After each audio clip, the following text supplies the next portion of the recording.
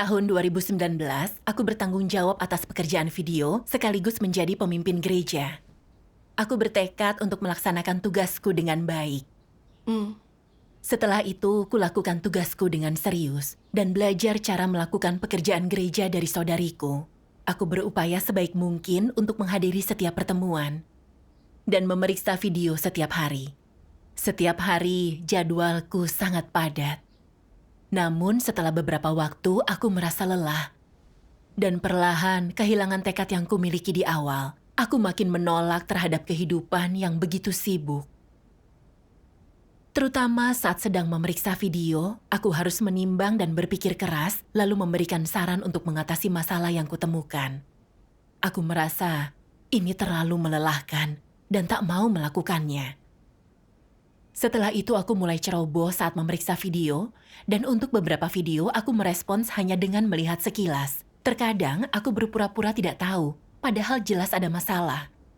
Karena jika tidak, aku harus memikirkan solusi, jadi aku diam. Aku menjadi makin ceroboh dalam tugasku, yang berarti video harus terus direvisi. Itu menyanyiakan upaya orang. Ini berakibat serius, tapi aku tak merenungkan diri. Bahkan merasa itu tidak berkaitan denganku. Itu karena banyak masalah dalam video orang lain. Aku pernah menghadapi masalah sulit dengan sebuah video yang membutuhkan gagasan baru. Semua orang memunculkan bermacam gagasan yang membuat kepalaku pusing. Sangat melelahkan untuk dipikirkan. Kubiarkan saja mereka yang berencana. Kulimpahkan tugas dengan alasan kuikuti pekerjaan secara keseluruhan. Jadi, aku bisa membenarkan diriku walaupun tidak mengawasi. Namun, karena tak seorang pun pernah menghadapi masalah seperti ini, mereka tak paham prinsip dengan baik. Dan mereka tidak tahu cara menangani pekerjaan yang rumit. Jadi, tidak ada kemajuan dan video itu ditunda sementara. Jika masalah ini tidak diselesaikan, itu akan menunda pekerjaan. Iya. Rekan sekerjaku, Saudari Liu, melihat kami tidak efektif, jadi dia memperingatkan kami untuk lebih cepat dalam pekerjaan. Aku mengeluh, dia terlalu keras terhadap kami. Dan yang lainnya setuju denganku menentang pengaturannya. Ini membuat Saudari Liu merasa terkekang dan dia menjadi berhati-hati setiap kali mendiskusikan pengaturan kerja. Hal ini menyebabkan penundaan yang menghambat kemajuan kami. Aku biasanya tak terlalu peduli dengan pembelajaran keterampilan profesional dan merasa mempersiapkan materi pelatihan perlu banyak upaya, jadi selalu kulimpahkan pada Saudari Liu. Terkadang aku tak terlibat dalam pelatihan karena sibuk dengan tugasku. Maka aku menjadi lalai dan lamban dalam tugasku. Aku pernah tidak melakukan persiapan untuk diskusi pekerjaan yang membuang waktu semua orang. Lalu suatu hari saat menuruni tangga aku terjatuh dan kakiku terkilir. Aku tak merenungkan mengapa hal itu terjadi padaku. Hanya berpikir aku bisa beristirahat karena kakiku terkilir. Saudari Liu menanganiku beberapa kali, mengatakan aku tak terbeban dalam tugasku, bahwa itu menunda pekerjaan gereja dan berdampak negatif. Setelah persekutuannya, aku lebih proaktif untuk sesaat, lalu mulai kembali mengendur. Aku tak sadar seriusnya masalah ini dan terus menoleransi diriku, berpikir aku hanya malas, tapi aku tidak bersikap congkak atau menindas orang lain. Jadi ini bukan masalah besar. Lagi pula aku punya kualitas dan keterampilan, jadi aku pasti tidak diberhentikan. Karena itu, aku mengabaikan peringatan Saudari Liu dan tidak menganggapnya serius. Aku terus mengendur dalam tugasku dan bahkan memandang beberapa tugas sebagai beban. Dengan bersikap ceroboh dalam tugas, berarti banyak video harus dikembalikan untuk direvisi dan butuh waktu lama sebelum ditayangkan. Suatu pagi, tiba-tiba pemimpin atasan mampir, berkata tugas kami tidak membuahkan hasil dan masalah yang telah disebutkan terus bermunculan. Dia bertanya apa permasalahannya. Apa kami mampu melaksanakan tugas ini? Dan berkata jika terus seperti itu kami akan diberhentikan.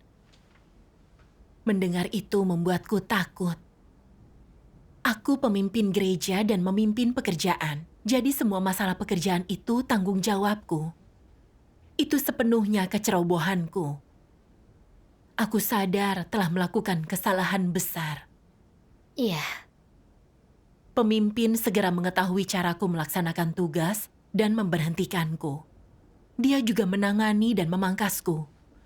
Berkata bahwa aku telah dipercaya dengan pekerjaan penting, tapi aku tidak peduli saat melihat banyak masalah. Aku hanya peduli dengan kenyamanan dagingku sendiri. Memperlambat kemajuan pekerjaan video kami. Ini mengganggu pekerjaan. Aku tak punya hati nurani.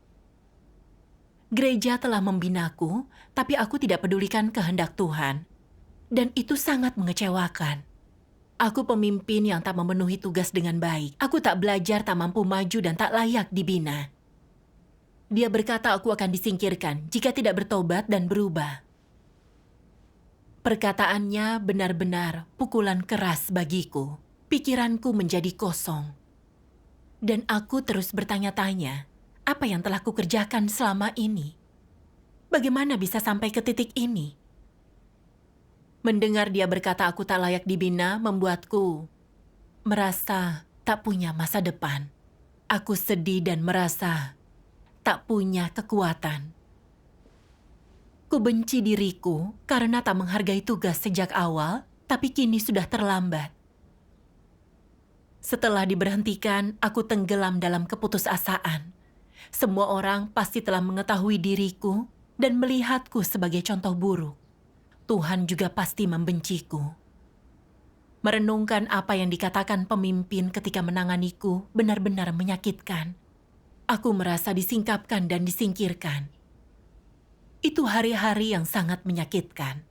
Suatu hari ku baca bagian firman Tuhan yang menyentuhku. Firman Tuhan berkata, "Jika engkau mengabdi kepada Tuhan dan melaksanakan tugasmu dengan tulus, engkau tidak akan negatif dan lemah saat ditangani dan dipangkas. Apa yang harus kau lakukan jika engkau negatif dan lemah? Kami harus berdoa kepada Tuhan, memikirkan kehendak Tuhan, merenungkan kesalahan apa yang telah kami perbuat. Di mana kami telah jatuh, di situ kami harus bangkit." Betul sekali. Lakukanlah apa yang telah kau pahami, apa yang jelas bagimu. Jangan menambah kesalahan atau menyerah. Perlakukan hal-hal ini dengan kepala dingin. Tak seorang pun ingin mempersulit dirimu. Sekalipun kata-kata untuk menanganimu agak keras, ini karena engkau melakukan hal yang menjengkelkan, engkau melanggar prinsip dan tidak mengetahuinya. Engkau pasti ditangani dalam keadaan seperti itu. Ditangani seperti ini adalah untuk membantumu. Ini adalah kasih terhadapmu, dan jika engkau tidak paham, engkau telah kehilangan akal sehatmu. Amin. amin. Setelah membaca firman-Nya, air mata terus mengalir di wajahku. Perkataan pemimpin itu benar saat menanganiku. Dan aku dikritik dengan keras karena semua yang kulakukan menjengkelkan. Namun, aku tak boleh menyerah begitu saja. Aku harus merenungkan mengapa aku gagal, lalu berubah dan bertobat. Itu pendekatan yang benar. Iya, Jadi, aku berdoa, memohon Tuhan membimbingku dalam perenunganku tentang kegagalan ini. Amin. amin. Lalu kudengar firman Tuhan yang menyingkapkan dan menganalisis pemimpin palsu yang membantuku sedikit mengenal diriku sendiri. Pemimpin palsu tak melakukan kerja nyata, tapi mereka tahu cara menjadi pejabat. Apa hal pertama yang dilakukannya saat menjadi pemimpin? Mereka berusaha memenangkan orang. Menurut mereka, bos baru harus berkesan kuat. Pertama, mereka melakukan beberapa hal untuk memenangkan orang, untuk memudahkan hidup mereka, berusaha meninggalkan kesan baik, dan menunjukkan bahwa mereka memahami orang banyak, agar mereka dipuji dan orang menganggap mereka orang tuanya, dan setelah itu mereka pun mengambil alih. Mereka merasa dengan dukungan orang banyak dan kedudukan yang aman, sudah sepantasnya mereka menikmati manfaat dari status mereka. Semboyan mereka adalah, hidup hanyalah tentang makan dan berpakaian. Isi harimu dengan kesenangan karena hidup ini singkat. Dan nikmatilah kesenangan hari ini, jangan khawatirkan hari esok. Mereka menikmati hari-harinya, mereka bersenang-senang sebanyak mungkin, dan tak memikirkan masa depan, apalagi tanggung jawab dan tugas yang seharusnya dilakukan pemimpin. Mereka hanya mengulang beberapa kata dan melakukan tugas remeh dengan cara yang biasa saja, tapi mereka tidak melakukan pekerjaan nyata apapun atau mencoba menyelidiki masalah gereja yang nyata untuk menyelesaikannya. Apa gunanya melakukan pekerjaan dangkal seperti itu? Bukankah ini menipu? Bisakah pemimpin palsu semacam ini diberi tanggung jawab serius? Apakah mereka sesuai dengan prinsip dan persyaratan gereja untuk memilih pemimpin? Tidak. Mereka bahkan tak punya hati nurani dan nalar atau rasa tanggung jawab sedikit pun, tetapi masih ingin melayani secara resmi sebagai pemimpin. Mengapa mereka tidak tahu malu? Ada orang yang bertanggung jawab tapi kualitasnya buruk dan mereka tidak bisa menjadi pemimpin. Apalagi yang tidak bertanggung jawab. Lebih tidak memenuhi syarat untuk menjadi pemimpin. Semalas apakah orang seperti itu? Mereka sadar ada masalah, tapi tidak peduli, seakan itu bukan sebuah masalah. Mereka tidak bertanggung jawab. Mereka mungkin orang yang fasih berbicara dan tampaknya sedikit berkualitas, tapi tak mampu menyelesaikan masalah yang muncul di gereja. Berapapun lamanya mereka bekerja, masalah terus menumpuk. Semua masalah itu menumpuk dan mereka tak peduli. Tapi mereka masih melakukan tugas remeh dengan cara yang biasa saja. Dan apa hasil akhirnya? Bukankah mereka merusak pekerjaan gereja? Bukankah mereka mengacaukannya? Mereka menyebabkan kekacauan dan perpecahan di dalam gereja. Inilah hasil yang tak terhindarkan. Para pemimpin palsu yang malas ini menganggap menjadi pemimpin sebagai status untuk dinikmati. Tugas dan pekerjaan yang menjadi tanggung jawabnya dianggap sebagai beban, sebagai gangguan. Hati mereka dipenuhi penentangan terhadap pekerjaan gereja. Jika diminta mengawasi atau mencari masalah, lalu menindaklanjutinya, mereka akan melakukannya dengan enggan. Inilah pekerjaan yang seharusnya mereka lakukan. Inilah pekerjaan mereka. Jika engkau tidak bersedia melakukannya, mengapa engkau masih ingin menjadi pemimpin atau pekerja? Apa engkau melaksanakan tugasmu untuk memperhatikan kehendak Tuhan? Atau untuk menikmati kedudukan yang menjebakmu itu? Tidak tahu malu menjadi pemimpin karena ingin menduduki suatu jabatan. Karakter mereka lebih rendah dari siapapun. Orang-orang ini tak punya harga diri atau rasa malu. Amin. Amin. Membaca firman Tuhan ini, rasanya seperti Tuhan sedang menganalisis di hadapanku. Aku adalah jenis pemimpin yang malas. Dari awal, aku merasa pemimpin bukan hanya tentang otoritas, tapi juga dihormati orang. Jadi aku bekerja keras dan menderita demi status ini. Memberi orang kesan yang salah, seakan aku mampu memikul banyak tanggung jawab. Begitu kudapatkan posisi ini dan aku dipercaya, kuperlihatkan diriku yang asli. Aku mulai menikmati perasaan superioritas. Dan ketika melihat semua pekerjaan itu, aku tak mau direpotkan. Aku merasa itu memberatkan. Ku cari cara meringankan beban dan mengurangi kekhawatiran. Betapa melelahkan secara mental memeriksa video, jadi aku seenaknya memberi saran dan meminta orang lain mengedit ulang, membuang-buang tenaga. Ketika masalah muncul dengan video yang kutangani, aku tak berusaha mencari solusi, tapi menggunakan statusku untuk bermuslihat agar orang lain menanganinya dan tidak kutindaklanjuti. Itu membuat masalah terus ada dan tak ada kemajuan. Ku cari alasan untuk menghindari pelatihan kelompok dan melimpahkannya bila mungkin. Aku juga lambat dengan perencanaan kerja yang mendesak dan penuh dengan keluhan. Mengendalikan rekan sekerjaku, kemajuan kami terhambat karena aku tidak segera menangani banyak pekerjaan. Mengingat kembali semua yang telah kulakukan, aku ingin menampar diriku sendiri. Saat aku mendapat status, aku hanya ingin kenyamanan dan selalu curang. Aku tak serius dalam pekerjaan dan tak bertanggung jawab. Aku tidak segera menyelesaikan masalah dan tetap acuh tak acuh saat melihat pekerjaan gereja dirugikan. Apa bedanya tindakanku dengan tindakan pejabat Partai Komunis? Mereka gunakan bermacam taktik untuk merebut status dan tidak menyelesaikan masalah rakyat. Mereka hanya menggunakan kekuasaannya untuk keuntungan pribadi. Itu jahat. Aku sama seperti itu. Gereja memberiku pekerjaan yang penting, tapi aku hanya memedulikan kesenangan daging. Aku tak punya kemanusiaan, tidak melakukan pekerjaan nyata apapun. Kuabaikan tugasku, sangat mengganggu pekerjaan gereja. Aku egois dan keji, dan tak punya kemanusiaan. Lalu aku dengan jelas menyadari betapa malas, egois, dan hinanya aku. Aku telah menipu untuk suatu posisi, tapi tidak melakukan pekerjaan nyata. Aku sungguh tidak bermoral. Pemberhentianku merupakan keadilan Tuhan. Iya. Memikirkan ini membuat hatiku terasa tertusuk-tusuk. Aku berdoa, "Ya Tuhan, aku tidak punya kemanusiaan. Aku tidak melakukan pekerjaanku dengan benar yang menghambat pekerjaan gereja. Tuhan, pemberhentianku adalah keadilan-Mu. Aku mau bertobat dan berubah. Mohon bimbing aku untuk mengenal diriku." Amin. Amin. Dalam perenunganku aku ingat, orang lain telah bersekutu denganku tentang hal ini. Dan bahkan telah memperingatkan dan menanganiku, tapi tak kuanggap serius. Aku merasa sikap malasku bukanlah masalah besar. Karena aku tidak merugikan siapapun. Karena aku berkualitas dan memahami pekerjaan, kupikir gereja tidak akan memberhentikanku. Aku tak sadar ini hanyalah gagasanku sampai aku membaca firman Tuhan.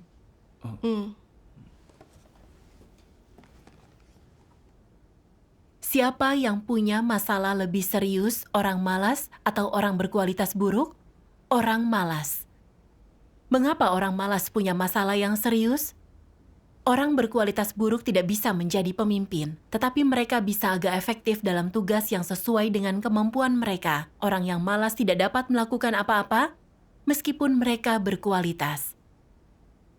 Orang malas tidak bisa melakukan apa-apa. Singkatnya, mereka itu sampah. Mereka di bawah standar, sangat tidak memenuhi syarat. Sebagus apapun kualitas orang malas, itu hanya riasan luar, itu tidak ada gunanya. Ini karena mereka terlalu malas. Mereka tahu apa yang harus dilakukan, tapi tidak melakukannya. Saat ada masalah, mereka tidak mencari solusinya. Mereka tahu kesulitan yang harus mereka tanggung agar menjadi efektif, tapi tak mau menanggung penderitaan yang berharga tersebut. Akibatnya, mereka tak memperoleh kebenaran dan tak melakukan pekerjaan nyata apapun. Mereka tidak ingin menanggung kesulitan yang seharusnya mereka alami. Mereka hanya tahu bersikap serakah untuk mendapatkan kenyamanan, merasakan nikmatnya daging, nikmatnya saat bersenang-senang dan bersantai, nikmatnya kebebasan dan hidup yang santai dan bahagia. Bukankah mereka tidak berguna? Apalagi yang bisa dilakukan orang-orang seperti itu? Bukankah karakter moral mereka bermasalah? Orang seperti ini berada di bawah mereka yang berkualitas buruk tapi rela menderita. Setidaknya, orang-orang berkualitas buruk masih bisa bermanfaat. Beri mereka pekerjaan yang sesuai kemampuannya dan mereka bisa melakukannya, mereka bisa mengabdikan diri untuk itu. Namun orang yang tak bekerja nyata, bukan hanya karena tak mampu bertugas dengan baik, bahkan pelayanan mereka tak sesuai standar. Mereka adalah sampah. Mereka adalah yang terburuk. Caramu memandang amanat Tuhan sangatlah penting. Dan ini adalah hal yang sangat serius. Jika engkau tak dapat menyelesaikan apa yang telah Tuhan percayakan, engkau tidak layak untuk hidup di hadirat-Nya dan harus dihukum. Sungguh layak bahwa manusia harus menyelesaikan amanat Tuhan. Ini adalah tanggung jawab tertinggi dan sama pentingnya dengan hidup mereka. Jika engkau tidak serius memperlakukan amanat Tuhan, maka engkau sedang mengkhianati Tuhan. Dalam hal ini, engkau lebih disesalkan daripada Yudas dan harus dikutuk. Amin. Tanpa penyingkapan Tuhan, aku tidak akan sadar betapa seriusnya bersikap ceroboh dan mendambakan kenyamanan di dalam tugas. Iya. Dulu aku tak pernah menganggap serius masalah kecerobohan. Aku merasa bersikap malas dan ceroboh tidak merugikan siapapun, dan itu bukan masalah besar. Setelah membaca firman Tuhan, aku sadar, meskipun tampaknya aku tak merugikan siapapun, aku telah menganggap remeh amanat Tuhan dan menunda pekerjaan gereja. Itu pengkhianatan terhadap Tuhan, bahkan lebih menjijikan daripada Yudas. Iya. Iya. Aku bergidik mengingat kembali semua yang telah kulakukan dalam tugasku. Aku sering mengabaikan persekutuan orang, berpikir bersikap asal-asalan tidaklah buruk. Bahkan berpikir karena aku paham pekerjaan dan berkualitas, gereja takkan memberhentikanku karena kemalasanku. Aku sangat apatis dan keras kepala. Itu menyedihkan dan aku tak bisa melihat sebahaya apa itu. Tuhan mengatakan Dia benci orang yang berkualitas tapi malas dan licin. Bahwa mereka hina dan punya kemanusiaan buruk dan tak layak mendapat kepercayaan Tuhan. Iya. Orang berkualitas lebih buruk tapi rela menderita lebih baik daripada mereka. Mereka tulus dalam tugasnya. Mereka melakukannya dengan serius dan bertanggung jawab. Iya. Sedangkan aku merasa tidak buruk karena aku terlihat punya kualitas. Tapi sebenarnya tak mampu kulakukan hal paling dasar sebagai makhluk ciptaan. Kemanusiaan dan kualitas macam apa itu? Pada saat itu aku melihat diriku yang sebenarnya. Dan paham mengapa pemimpin berkata aku tak layak dibina, bahwa aku akan disingkirkan jika tidak bertobat. Dengan kemanusiaan seperti itu, bersikap malas dan curang, tidak bertanggung jawab terhadap tugas, aku tak layak dipercaya dan seharusnya telah diberhentikan. Iya, persekutuanmu adalah peringatan bagiku juga. Aku pun sama setelah punya keahlian dalam tugasku. Aku ceroboh dan tak bertanggung jawab, dan tidak peduli pekerjaan gereja tertunda. Kupikir aku tak akan diberhentikan gereja karena keahlianku. Aku sedang menipu diri dan orang lain. Iya, saat orang tak bertanggung jawab dalam tugas, mereka tak berguna apapun karunia dan kelebihan mereka. Benar Benar sekali. sekali. Aku merasa berutang kepada Tuhan saat mengingat waktu yang telah kusia-siakan. Sejak saat itu hanya ingin ku kejar kebenaran dengan baik, melaksanakan tugasku untuk memuaskan Tuhan. Amin. Amin. Lalu aku ditugaskan ke tim tulis-menulis. Ada banyak pekerjaan dan selalu sibuk, jadi aku terus memperingatkan diri agar bertugas dengan baik dan tak lagi menyerah pada daging. Aku mampu memikul beban dalam tugasku. Kemudian, aku merasa diriku berubah. Namun, karena beban kerja kami bertambah dan beberapa kesulitan muncul, naturku mulai muncul dengan sendirinya. Kupikir, ini melelahkan secara mental, biar orang lain selesaikan masalah yang lebih rumit. Ada saudari berkata aku seenaknya dan memberitahu agar bertugas dengan serius. Aku selalu mengiyakan dan kinerjaku membaik, tapi aku cemas ketika masalah yang rumit muncul dan berpikir itu terlalu melelahkan untuk ditangani. Jadi aku selalu membiarkannya. Hari demi hari berlalu seperti itu. Ya, kau tak bisa bertugas dengan baik jika pemikiranmu seperti itu. Tentu Iya saja saja. tidak. Oh ya, kapan kau sadar tidak dalam keadaan yang benar? Aku bisa melihatnya setelah saudari lain menunjukkannya kepadaku. Oh, 2 saudari di tim dipindahkan karena tidak mendapatkan hasil yang baik. Tiba-tiba kurasakan pertanda buruk. Kinerjaku tak lebih baik daripada mereka. Dan kuperhatikan kinerja orang lain lebih berkembang dariku. Kinerjaku yang terburuk di tim. Meskipun tetap melaksanakan tugas, aku merasa tidak nyaman dan khawatir nanti aku yang akan dipindahkan. Lalu kubicarakan keadaanku dengan saudari. Dia berkata, itu bukan karena aku tak berkualitas, tapi karena aku ceroboh. Tugas ini telah lama kulakukan, tapi aku masih membuat kesalahan. Itu berarti sikapku terhadap tugas itu bermasalah. Perkataannya membuat perasaanku bergejolak. Kupikir aku sudah bertekad untuk lebih baik, jadi mengapa aku masih melakukannya seperti ini? Aku datang ke hadapan Tuhan dalam doa. Suatu hari aku membaca satu bagian firman Tuhan yang memberiku penjelasan tentang masalahku. Ada orang yang tak mampu melaksanakan tugas apapun yang diberikan kepada mereka, itu terlalu berat bagi mereka. Mereka tak mampu memenuhi tanggung jawab yang seharusnya. Bukankah mereka itu sampah? Apa masih layak disebut manusia?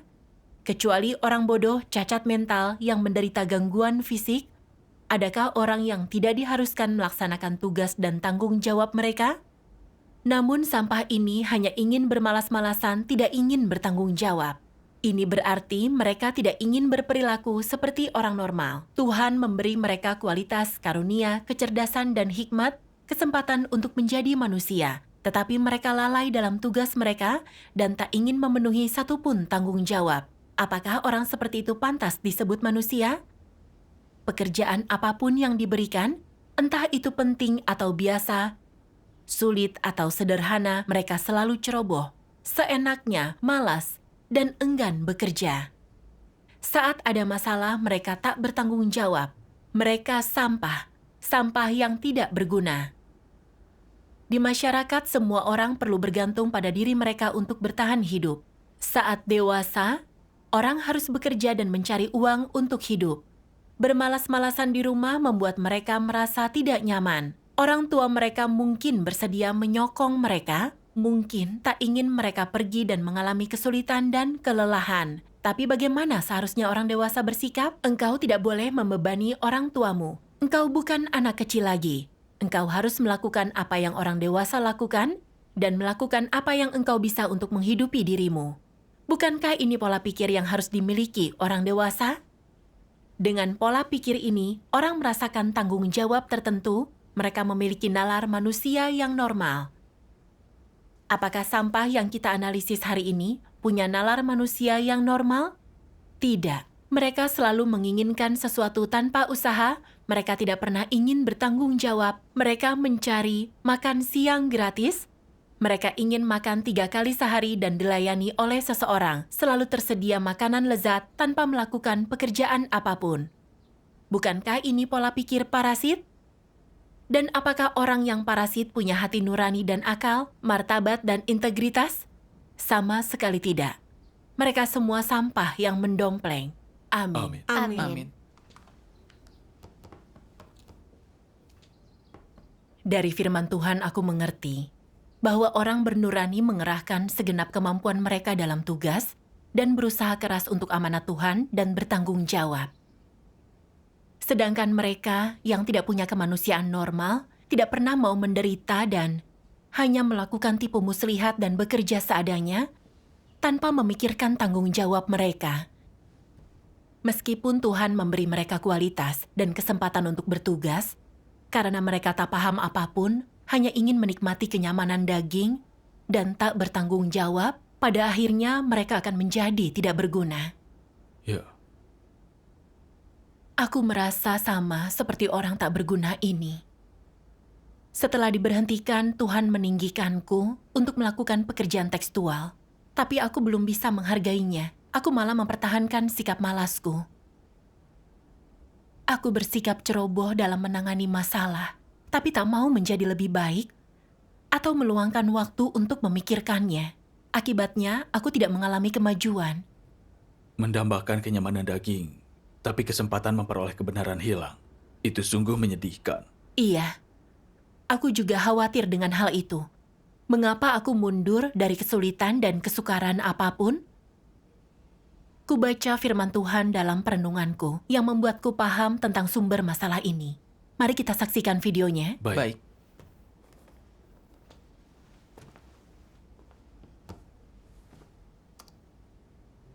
Tuhan yang Maha Kuasa berfirman, "Sekarang ini engkau tidak percaya pada firman yang kuucapkan, dan engkau tidak menghiraukannya. Ketika tiba saatnya pekerjaan ini disebarluaskan, dan engkau menyaksikan seluruhnya, engkau akan menyesal, dan saat itulah engkau akan tercengang. Ada berbagai berkat, tetapi engkau tidak tahu cara menikmatinya, dan ada kebenaran, tetapi engkau tidak mengejarnya. Bukankah engkau menghina dirimu sendiri? Sekarang ini, sekalipun langkah pekerjaan Tuhan berikutnya belum dimulai, tidak ada tuntutan tambahan yang diminta darimu dan apa yang harus kau hidupi. Ada begitu banyak pekerjaan dan begitu banyak kebenaran, Apakah semua itu tidak layak engkau ketahui? Apakah ajaran dan penghakiman Tuhan tidak mampu membangkitkan rohmu? Apakah ajaran dan penghakiman Tuhan tidak mampu membuatmu membenci diri sendiri? Apakah engkau puas hidup di bawah pengaruh iblis dengan kedamaian dan sukacita dan sedikit kenyamanan daging? Bukankah engkau yang paling hina dari semua orang? Tidak ada yang lebih bodoh selain mereka yang telah melihat keselamatan tetapi tidak berupaya mendapatkannya. Mereka inilah orang-orang yang mengenyangkan daging mereka sendiri dan menikmati iblis. Engkau berharap bahwa imanmu kepada Tuhan tidak akan mendatangkan tantangan atau kesengsaraan, ataupun kesulitan sekecil apapun. Engkau selalu mengejar hal-hal yang tidak berharga dan tidak menghargai hidup, melainkan menempatkan pikiran yang terlalu muluk-muluk di atas kebenaran. Engkau sungguh tidak berharga. Engkau hidup seperti babi. Apa bedanya antara engkau, babi, dan anjing? Bukankah mereka yang tidak mengejar kebenaran, melainkan mengasihi daging, adalah binatang buas? Bukankah mereka yang mati tanpa roh adalah mayat berjalan? Berapa banyak firman yang telah disampaikan di antara engkau sekalian? Apakah hanya sedikit pekerjaan yang dilakukan di antaramu? Berapa banyak yang telah kuberikan di antaramu? Lalu mengapa engkau tidak mendapatkannya? Apa yang harus engkau keluhkan? Bukankah engkau tidak mendapatkan apa-apa karena engkau terlalu mengasihi daging? Dan bukankah ini karena pikiranmu yang terlalu muluk-muluk? Bukankah karena engkau terlalu bodoh? Jika engkau tidak mampu memperoleh berkat-berkat ini, dapatkah engkau menyalahkan Tuhan karena tidak menyelamatkanmu? Seorang pengecut sepertimu yang selalu mengejar daging, apa engkau punya hati? Apa engkau punya roh? Bukankah engkau adalah binatang buas? Aku memberimu jalan yang benar tanpa meminta imbalan apapun, tetapi engkau tidak mengejarnya. Apakah engkau salah satu dari orang-orang yang percaya kepada Tuhan?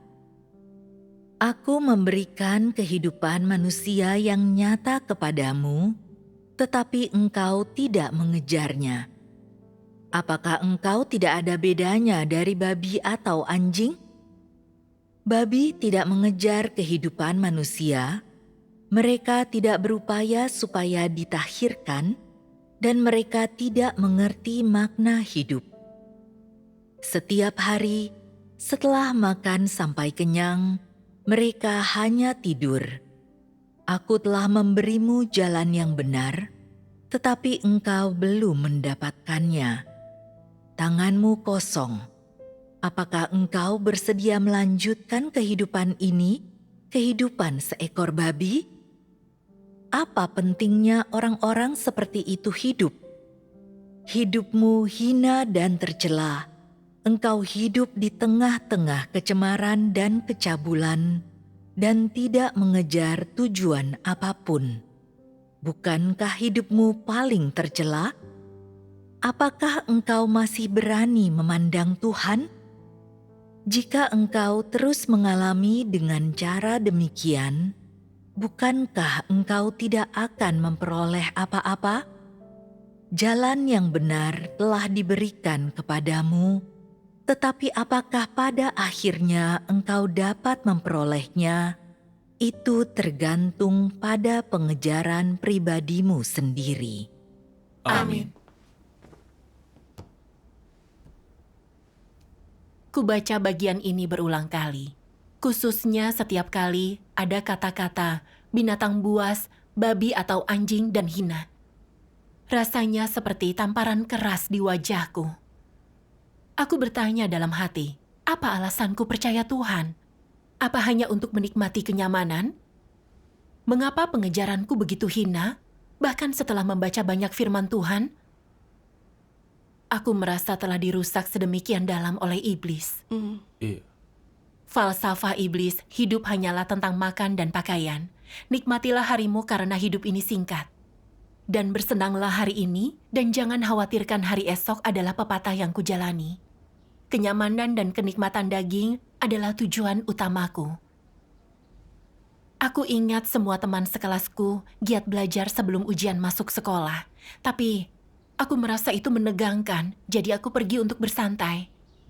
Aku merasa harus memperlakukan diriku dengan baik dan menikmati setiap momen apapun yang akan terjadi besok. Teman sekelasku berkata aku sangat santai dan merasa itu cara yang baik untuk hidup. Aku bahagia setiap hari tanpa kekhawatiran. Itu kehidupan yang kuinginkan.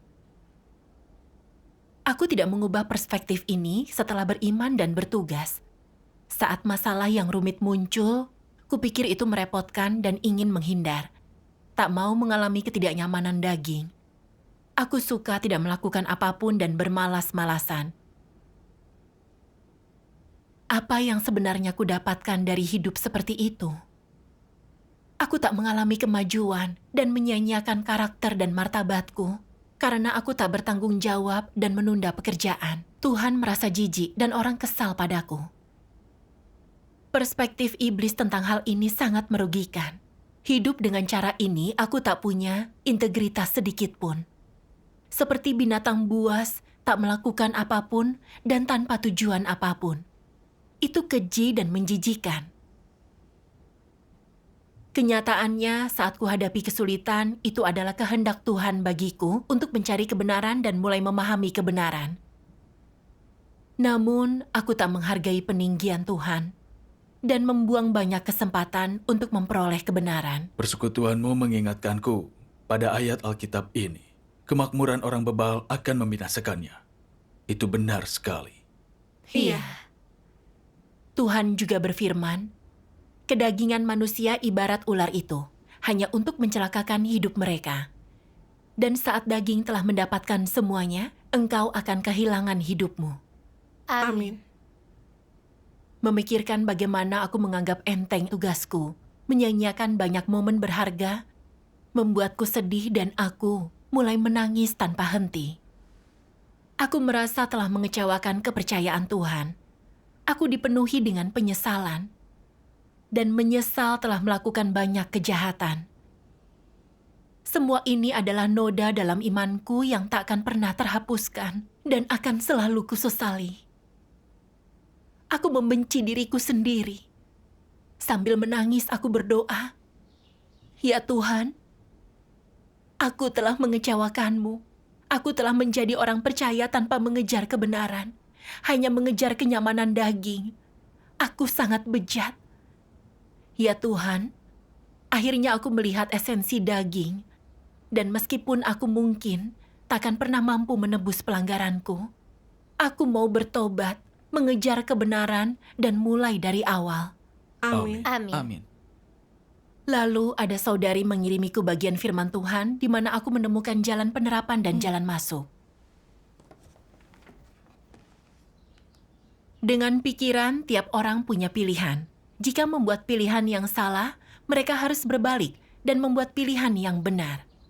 Mereka tak boleh berpegang pada kesalahan. Orang seperti ini cerdas. Namun, jika mereka membuat pilihan yang salah dan tidak berbalik, mereka itu tidak mencintai kebenaran. Dan orang seperti itu tidak menginginkan Tuhan. Misalnya, engkau teledor dan ceroboh saat melakukan sesuatu. Engkau mencoba bermalas-malasan dan menghindari pengawasan Tuhan. Pada saat seperti itu, segeralah berdoa kepada Tuhan dan renungkan apa ini cara yang benar. Kemudian pikirkanlah, mengapa aku percaya kepada Tuhan? Kecerobohan itu mungkin tidak diketahui manusia, tapi Tuhan mengetahuinya. Terlebih lagi, aku percaya Tuhan bukan untuk bermalas-malasan, tapi untuk diselamatkan. Tindakanku itu bukanlah ungkapan kemanusiaan yang normal, itu juga tidak disukai Tuhan. Tidak, aku mungkin bermalas-malasan dan melakukan apa yang kuinginkan di dunia luar, tetapi sekarang aku berada di rumah Tuhan, di bawah kekuasaan dan pengawasan Tuhan. Aku manusia harus berhati nurani dan tak boleh bertindak seenaknya. Aku harus menerapkan firman Tuhan, tak boleh ceroboh atau bermalas-malasan. Jadi bagaimana agar tidak ceroboh dan bermalas-malasan? Aku harus berusaha keras. Baru saja merasa banyak kesukaran, aku tak ingin ada kesukaran. Tetapi sekarang aku mengerti, mungkin ada banyak kesukaran, tetapi itu efektif. Dan begitulah seharusnya hal itu dilakukan. Saat engkau sedang bekerja dan masih takut akan kesukaran, engkau harus berdoa kepada Tuhan. Ya Tuhan, aku malas dan curang, mohon disiplinkan aku. Dan menegurku agar aku punya perasaan dalam hati nuraniku dan rasa malu. Aku tak ingin asal-asalan. Kumohon bimbinglah dan cerahkanlah aku. Tunjukkanlah pemberontakan dan keburukanku. Ketika engkau berdoa seperti itu, merenungkan dirimu dan berusaha mengenal dirimu, perasaan menyesal akan muncul dalam hatimu, dan engkau akan mampu membenci keburukanmu. Dan keadaan di dalam hatimu pun akan mulai berubah, dan engkau mampu merenungkan ini serta berkata kepada dirimu sendiri, mengapa aku ceroboh dan seenaknya? Mengapa aku selalu bermalas-malasan? Itu berarti tak berhati nurani. Aku tak bisa dianggap orang yang percaya Tuhan. Mengapa aku tidak menganggapnya serius? Bukankah seharusnya aku mengerahkan banyak waktu dan upaya? Itu bukan beban yang besar. Ini adalah hal yang harus kulakukan. Jika aku bahkan tak mampu melakukan hal ini, apakah aku layak disebut manusia? Hasilnya, engkau pun bersumpah. Ya Tuhan, aku tidak layak bagimu. Aku tak berhati nurani. Aku tidak punya kemanusiaan. Aku ingin bertobat. Mohon ampuni aku. Aku pasti akan berubah. Aku telah sangat dirusak. Aku tidak hidup dalam gambar manusia, dan jika aku tidak bertobat, aku ingin engkau menghukumku. Setelahnya, mentalitasmu berubah, dan kau pun mulai berubah. Engkau melakukan tugas dan melaksanakan kewajibanmu, engkau semakin tidak ceroboh dan seenaknya. Engkau menganggap serius semua yang engkau lakukan, engkau tidak merasa lelah. Melakukan tugasmu dengan cara ini, terasa luar biasa, engkau merasa damai. Amin. Amin. Amin.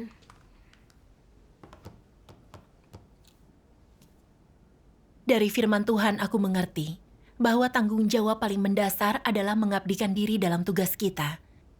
Apakah itu sederhana atau rumit? Kita harus bertanggung jawab dan serius serta sepenuh hati. Kita harus melakukan semua yang kita bisa. Itulah sikap yang tepat terhadap tugas. Benar Iya. sekali. Firman Tuhan juga menunjukkan jalan penerapan bagi kita. Saat sadar kita akan bersikap licik dan licin, kita harus menerima pemeriksaan Tuhan dan meninggalkan daging. Melalui firman Tuhan, bisa kurasakan pengertian dan belas kasihannya bagi manusia.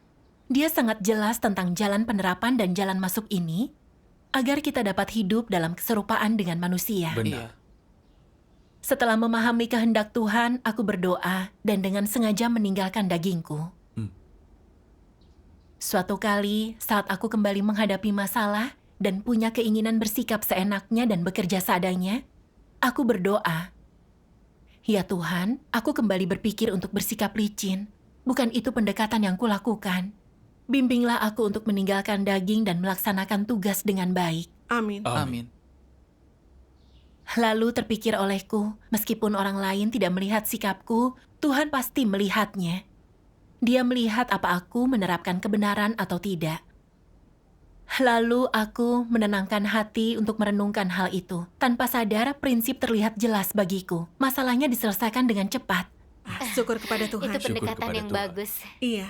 Setelah menerapkan seperti itu, hatiku merasa tenang. Itu cara yang bagus untuk bertugas. Kepanikanku karena berpikir akan dipindahkan dari tugasku lenyap. Syukur kepada Tuhan. Syukur kepada Tuhan. Dapat berubah adalah penyelamatan Tuhan bagiku. Dan aku lambat laun tersadar melalui penghakiman dan perbekalan firman Tuhan. Syukur Amin. kepada Syukur Tuhan. kepada Syukur Tuhan. kepada Tuhan.